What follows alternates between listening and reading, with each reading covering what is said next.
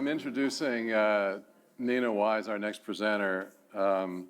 As many of you know, Nina is a performance artist of the highest caliber and a master of solo improvisation.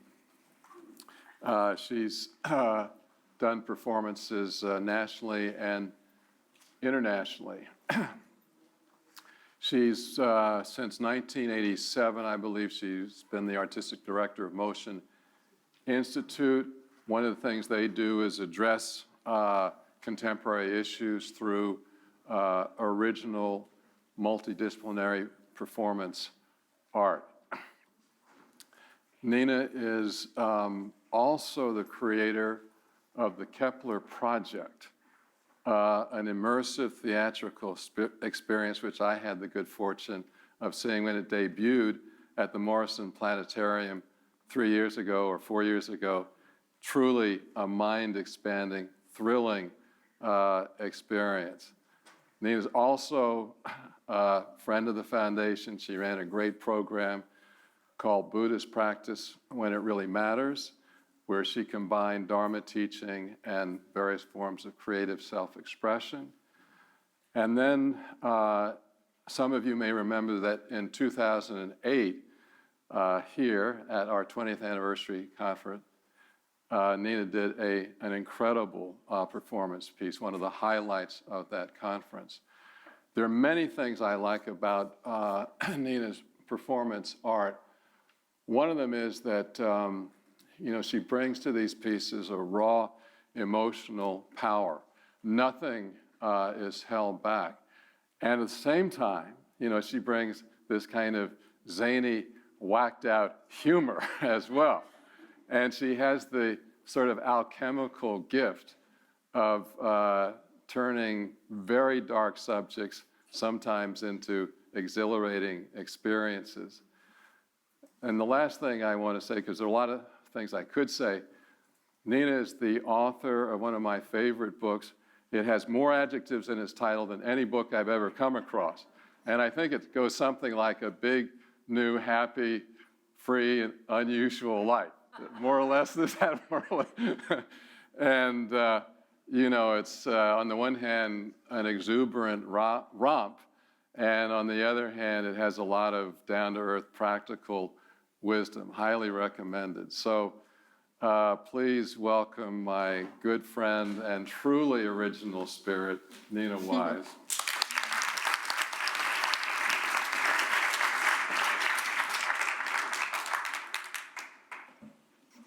Hi, everybody. It's an honor to be here, and I've really appreciated, I've really appreciated Michael and Toby's introductions. I mean, not the introduction of me, that was okay. The way the initial talks and framing the day and the reflections they've been giving after it. So I just think they need a big...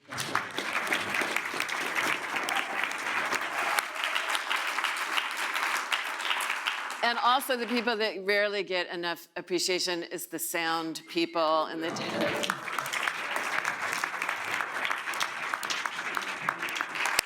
Here, so much work goes into the background here. And that piano. What an honor to be in a room with a huge piano and have it be played in that, like, loved that, so. I'm gonna do an improvised performance. I work from an outline, so I have a sense of where I'm headed, I don't always end up where I'm headed, so we'll see. I have about a 40-minute time slot, so that's what you'll witness here. I am going to incorporate into my work today a couple of people who are in the room, and I've asked their permission. So I just want to acknowledge my doctor is here, Sherry Forrester, who has seen me through many, many ailments. And I want to dedicate it to her today for being here. She also drove me. She's become my chauffeur. I recommend that.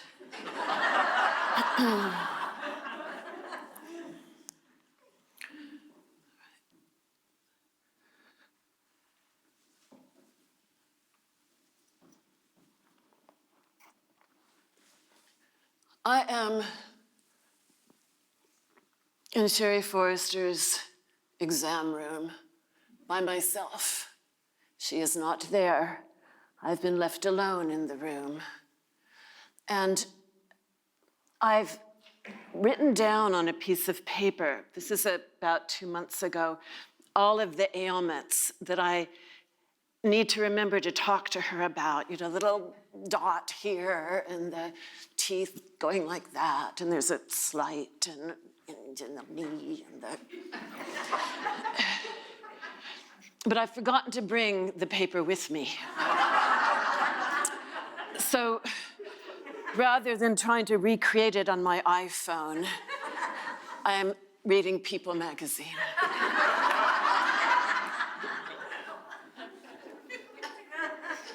Sherry comes into the office and she's extremely well-dressed. We've gone beyond that era where doctors wear white lab coats and stethoscopes banging along their breasts and name tags. And we've gone into, you know, Marin County outfit. So every time I go to see my doctor, I dress up. Because I think it's extremely important we meet on equal ground. We're friends, and so when she does enter the room, and she's usually in a hurry because you only get this much time to see people, and my list is this long, but I've left it at home. And so I really try to hold back from asking her about how is your marriage going? And how do you manage to stay so thin? And did you see that movie at the Raffel the other week? And I just try to, but I can't. She walks in the room, I go, hi, it's been so long since I've seen you. How are you? I really, really enjoyed the cranberries that you made. She has me lie down on the table at one point in one of those paper gowns with the opening in front. I'm lying on paper, it's kind of rustling as I lie down, and I'm wearing paper, which is sort of rustling as I lie down.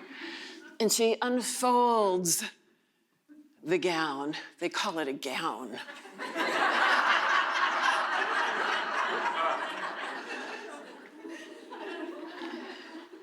And begins to, I believe they call it palpate, my left breast. And suddenly this kind of cool stream of rabid terror begins to circulate through my bloodstream. And I'm remembering waking up in the ICU in New Orleans about, what is it now, 15 years ago? I've woken up in the ICU, and the first thing that I do is take the earphones, they're not called buds yet, and put them in my ear and hook up my portable CD player and press play. And the Monroe Institute Change Your Brainwave music is beginning to alter me into a theta wave. But I notice on the CD player that the battery is low. And I'm waiting for the ICU nurse to come in and replace the batteries. And I'm also staring at my right breast, where there's a little patch.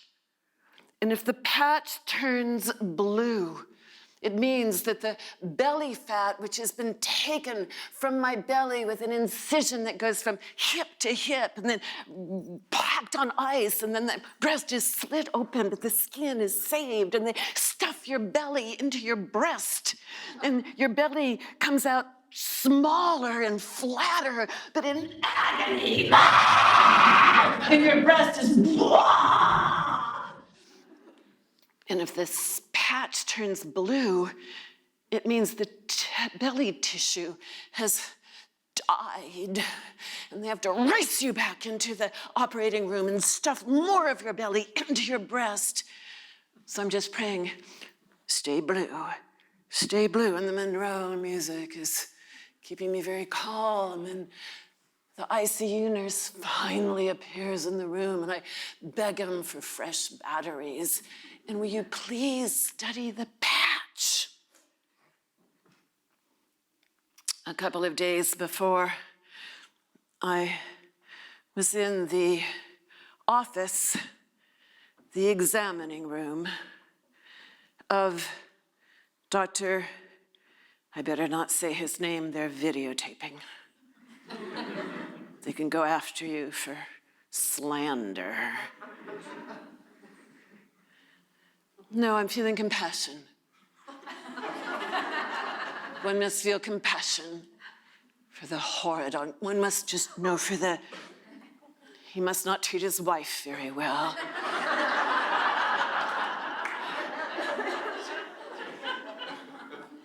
I'm wearing a paper gown, and he is leaning over me and sort of studying my breasts. And he's also read my chart. And he asks me about being a human research subject. I've been a human research subject for an MRI investigation, where they're testing back then to see whether MRIs can be used to actually study the nature of breast cancer as it advances or doesn't advance in the tissue. Because mammograms are somewhat limited, even though they can be blown up huge. You can get like these massive now, but then, and so he understands I've been a human research subject for the MRI, what do they call it? Clinical trial, they call it. Gown, clinical trial investigations, proper nouns.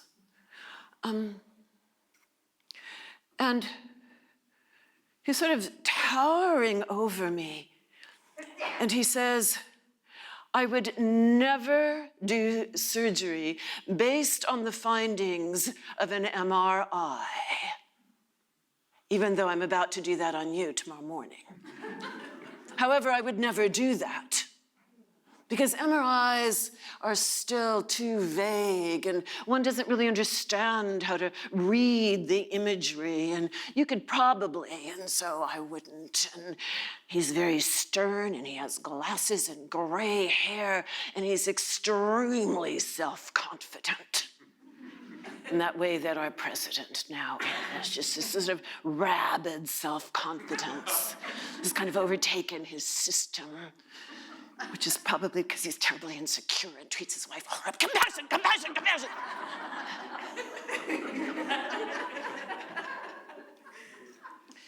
So I say, well, might then you give me another biopsy?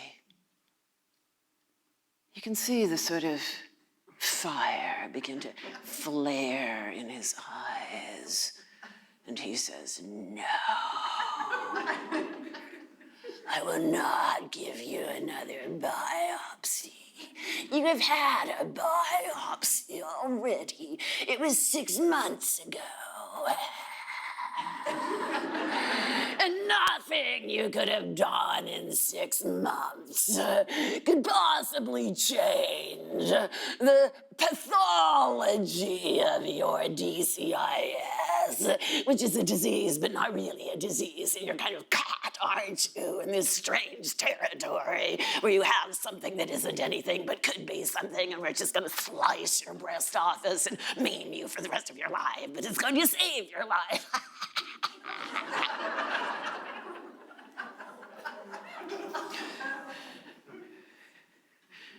He says, nothing you could have done in the past 6 months could have had any effect. Now his voice is cold and thin, and his eyeglasses are starting to fog up with fury. He says, I don't know how much money you have wasted, but you certainly have wasted your time. The friend I've brought to be my companion through this journey is so intimidated by the doctor that she starts to sink into her chair, and her lips have become glued shut. So I, like who is it? rising from the ashes. Rise from the ashes. I bolt up on the table, and the paper gown flies open, and I am there bare-breasted. And I say, the last 6 months of my life have been the most important 6 months of my life. I don't know about the quality of your spiritual life or the nature of your intelligence, but I have been transformed. He turns his back and he walks out of the room. His shoes are polished and his soles made that clicking sound along the floor. And just as he's about to disappear down the linoleum hallway that smells like alcohol and disinfectant, he turns around and looks at me and says, "Let me know what you decide." And disappears. What have I done for the past 6 months? Well, you know what one does. I drank a lot of wheatgrass for a week.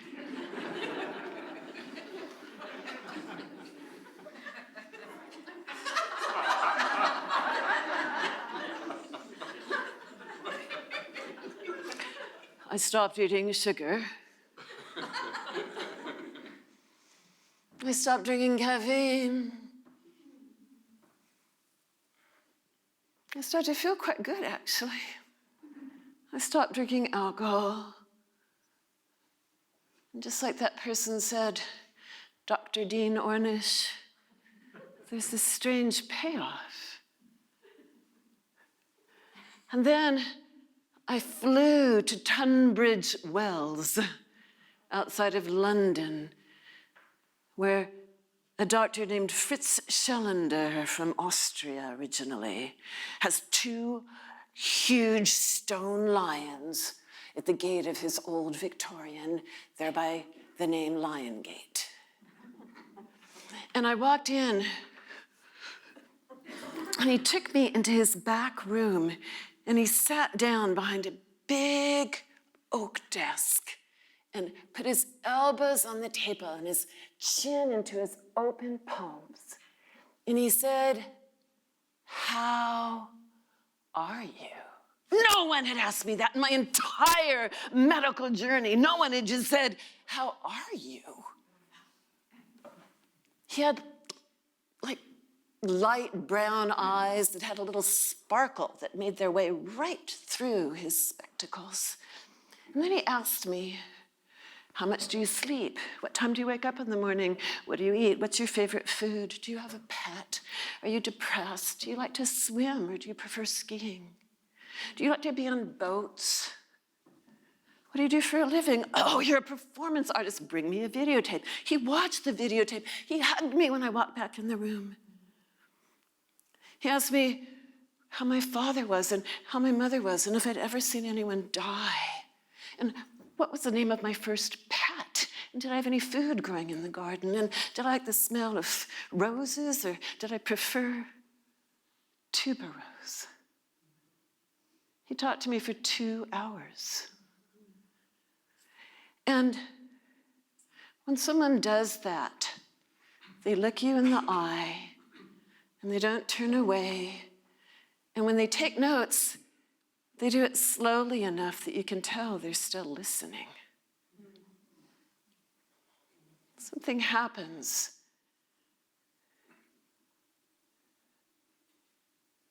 He looked like my father. Then he led me into the back room where these plastic kind of backyard chairs you get at Costco for a couple of dollars.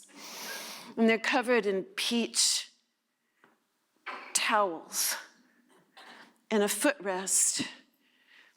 And I reached out my arm and he began to drip carnivora into my veins, an extract of Venus flytrap. The idea is that Venus flytrap actually identifies the protein, just like it identifies that a fly is a protein and it wants to eat it. It identifies the protein coating that surrounds a cancer cell, thereby camouflaging it from the immune system. And so I started to feel this the Venus flytrap moving, and vitamins and ozone therapy, which even he thought was a bit odd, but maybe we could try it out. He was very willing to admit that maybe none of this would work. No one else had ever said that to me. Maybe it won't work. Somehow reassuring, standing there in what is rather than what one imagines it might be. No one who was feeding me wheatgrass said it might not work. Hypothermia, where you lie in a sort of coffin-like arrangement, and they heat the body and heat the body and heat the body and heat the body, thereby trying to destroy the angiogenesis of those tiny little capillaries that are feeding the tumor, which in my case I might have or might not have. It was unclear.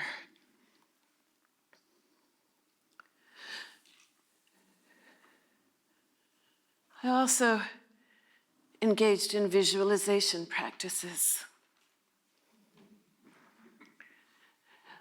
I'd learned them from Dr. Martin Rossman, who's also been to these conferences here. And he sort of guides you. You count down 10, 9, 8, 7, 6, and you go to your favorite place. I was having a little bit of trouble with the favorite place.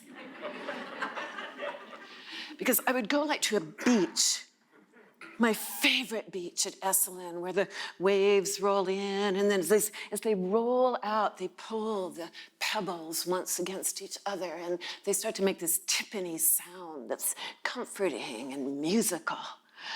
But there are flies.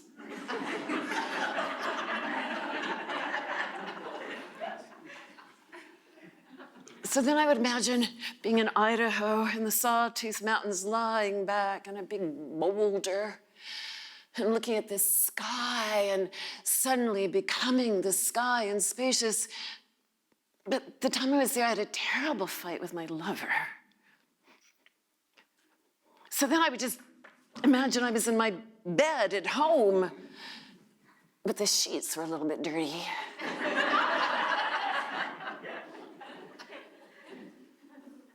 But you can imagine they're not dirty, Nina. You can. Just imagine you're on clean sheets and you're on the beach and there are no flies. But I couldn't get reality out of the way. Nevertheless, I allowed the image of this symptom to arise in my mind, and I saw this cell. And inside the cell were a lot of other cells, and it was terribly busy, and they were like making more cells, and cells upon cells upon cells upon cells, proliferating into my mind, my heart, and my body. Cell, too many cells. And then they say, "What does this remind you of?" I went, "My life. Reminds me of my life. I am so busy with so much to do." And this little voice just came and said, "Stop." And the image of the healing was this big cell that had nothing in it except light and space. So I quit Match.com.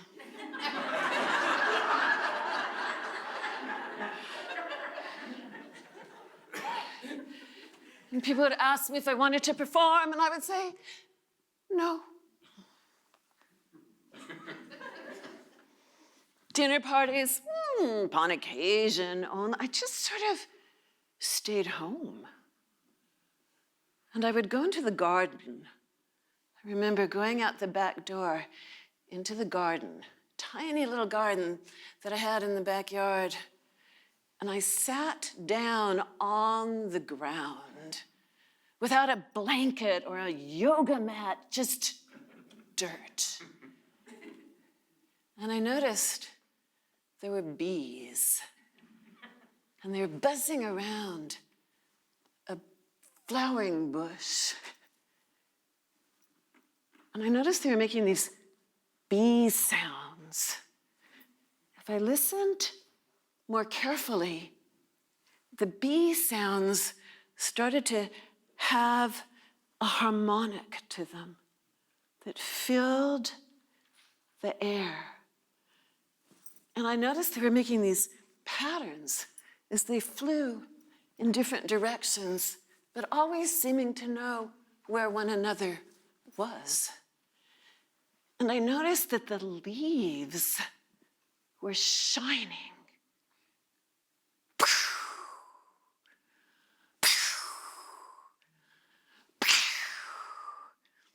And that the grasses were moving in this way, responding to the slightest lift of wind. And there was this odd relief that was composed of bee buzz and shining and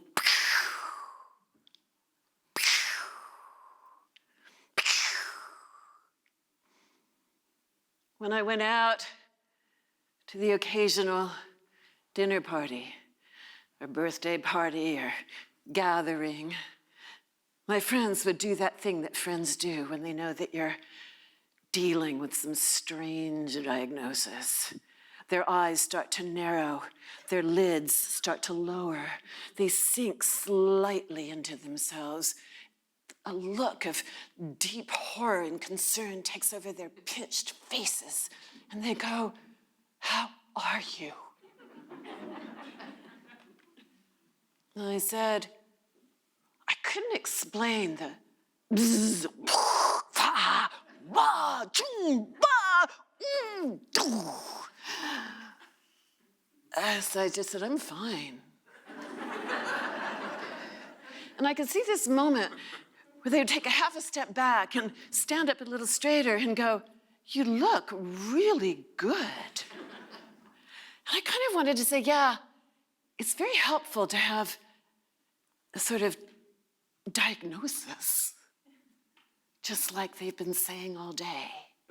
It kind of, in this completely bizarre and complicated and unhappy-making and grief-stricken and horrible and delightful way.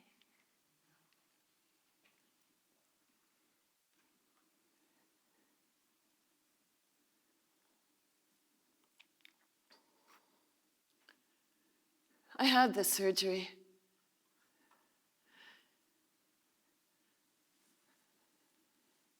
The tissue stayed alive. I had luckily gotten a hold of an apartment that was across the big walkway at that hospital in New Orleans, where I was able to stay for about a week and recover. And about 2 days after the surgery, the telephone in the apartment rang. And it was the oncology surgeon, the one I'm having compassion for as we speak. And knowing I had been a human research subject, he said that they had dissected the tissue of my breast extremely carefully, tiny sashimi slices, to see the entire pathology of the disease. And there had been almost none. They had said the centimeter had grown from 3 centimeters, the lesion had grown from 3 centimeters to 6 during my 6-month experimentation. And now when they actually looked, they found almost nothing. And that the nature of the disease had gone from a medium-grade lesion to a low-grade lesion. which at the time might have meant I didn't need the surgery at all. But I didn't regret my decision, and I don't think it was just because of the Percocet.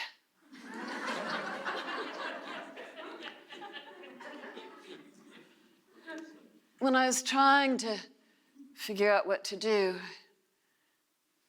I'd gone on a meditation retreat outside of Taos at Vallecitos Meditation Center. And on the bus, on the way there, on this long highway that goes through the red mesas and the bluffs and that New Mexico sky, which is so vast, you can even feel it through the bus windows. And at one of our rest stops, I remember standing on the sidewalk next to Michael Lerner, who I only knew a little bit at the time, hardly at all. And somehow, because of the clarity of his blue eyes and his sense of presence and the fact that he was good looking, he asked me how I was doing, and I told him I was trying to decide whether or not to have a mastectomy. The sky was really blue. And it went on forever and ever, and his eyes were really blue, and they seemed to go on forever and ever as well. And he tilted his head just slightly and said, "Life is precious." And I knew what to do. I didn't regret my decision because I had chosen my life.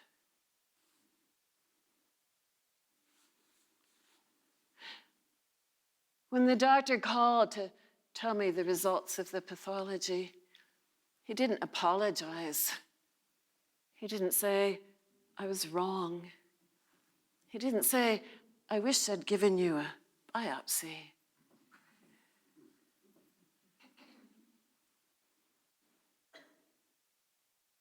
But I've forgiven him because I chose my life. And when Michael said that to me, this odd,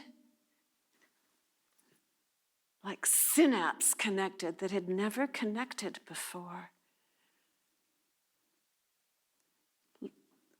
I knew that life was precious, life. But I wasn't sure that mine was.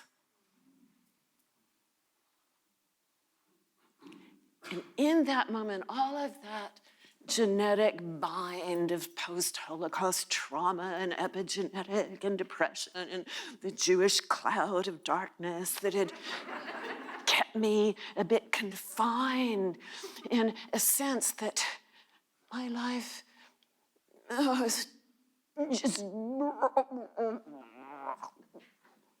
It fell away. My life is so precious. I'm lying on the table in Sherry's office in my paper gown with the opening in front. And the paper is peeled back, and she's palpating the one breast that's left that could actually get cancer. And that cold blood of terror starts to rise in my body. And I say, I am afraid. And as her cool fingers press into the soft breast tissue, she starts to pray. She asks me first, do you know the Jewish prayer for healing? I didn't. And as her cool, clean fingers scrubbed between patients are pressing into the soft tissue of my terrified one remaining breast. She says, "You may lie down here and be free of fear. In this examining room, we have rid the space of anything that might harm you. All vicious beasts have been removed from this room, and you are safe, and you need not be afraid." I can feel a tear start to roll down my cheek. My doctor was praying for me. She said, "Let the healing waters now move through your veins and free your soul and your heart and your mind and your body of fear." And I do. She says, as her cool, kind fingers are palpating my terrified breast. Let the breath that comes in move like a light into all the parts of your body. Fill every cell with peace and light. There is nothing right here, right now, to fear. You are safe. May the healing waters flow like light into your heart and your mind and your soul and your body. There is nothing to fear in this room. This room has been rid of the vicious beasts of hatred. As the breath comes in, may it penetrate all the cells of the body and flow like light. May you be at peace. As she walked out of the room, I could hear her stylish boots click along the linoleum floor. I tossed my gown into the bin for gowns. I put on my clothes, and at the reception desk, I received my requisition for my mammogram.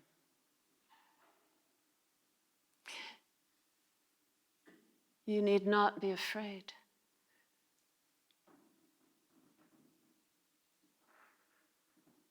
Let the healing waters of kindness fill the cells of your body.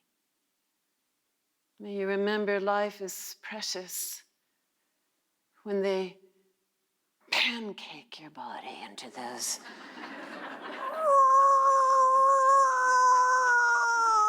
and make you turn your head like that.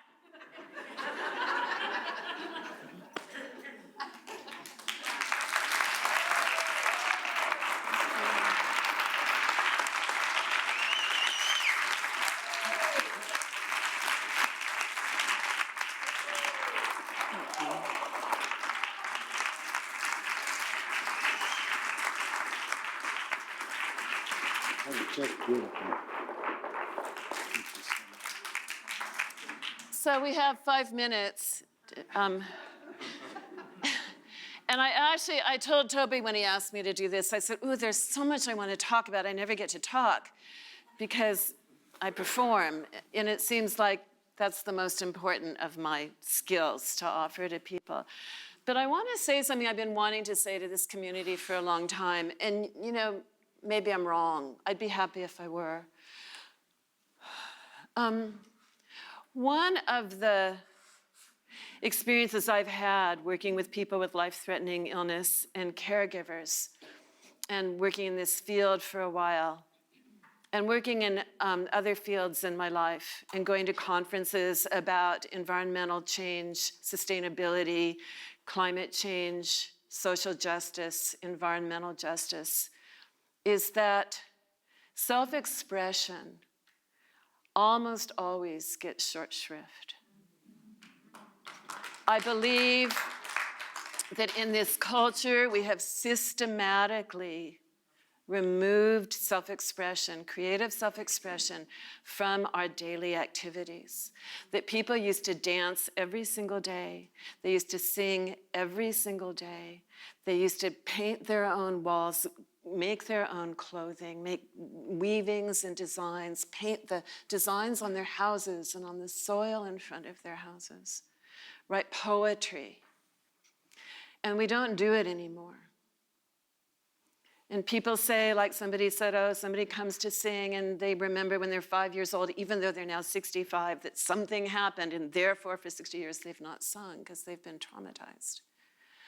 I believe that when we look at the epidemic depression that's hitting our culture, epidemic disease and epidemic violence, it could probably be charted in relationship to the extrication of self-expression, unleashed self-expression from our culture at large. And until we begin to bring back those activities, we will be ill, and we should be. If you don't do what keeps you healthy, you will not be healthy. And it isn't just about food and exercise, people at the gym thinking that they're going to keep their heart healthy by being on headphones and watching TV and moving their bodies in ways they're not even feeling. There's something else going on. And if you go to parts of the world that we call undeveloped, they're still doing it. They're still doing it, right? So I just want to put in a plug for ensuring that when we go to conferences and we talk about social justice and we talk about environmental justice and we talk about climate change, we don't forget about self-expression, because we are going to keep behaving like lunatics until we romp around a bit more. So.